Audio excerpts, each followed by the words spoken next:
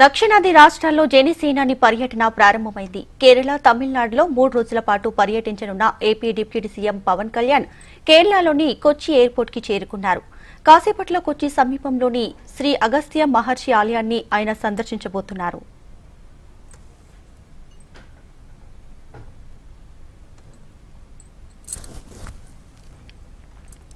ఆలయాల సందర్శనలో భాగంగా కేరళ, తమిళనాడులోని పలు పుణ్యక్షేత్రాలను AP deputy CM Pawan Kalyan దర్శించుకోనున్నారు.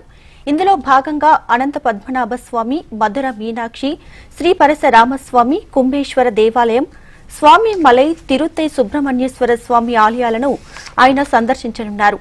సనాతన ధర్మ పరిరక్షణలో భాగంగా పవన్ టూర్ ప్రాధాన్యత సంతరించుకుంది. రైట్గా పవన్ పర్యటనకు సంబంధించి పూర్తి డీటెయిల్స్ మా ప్రతినిధి కాంతి అందిస్తారు. కాంతి, ఇప్పుడే రాష్ట్ర ఉప ముఖ్యమంత్రి జనసేన అధ్యక్షులు పవన్ కళ్యాణ్ ఈ రోజు నుంచి దక్షిణాది రాష్ట్రాల్లో పర్యటించనున్నారు. ఈ నేపథ్యంలో ఆయన బేగంపేట్ విమానాశ్రయం నుంచి కేరళలోని కొచ్చి విమానాశ్రయానికి కొద్దిసేపటి క్రితమే చేరుకున్నారు.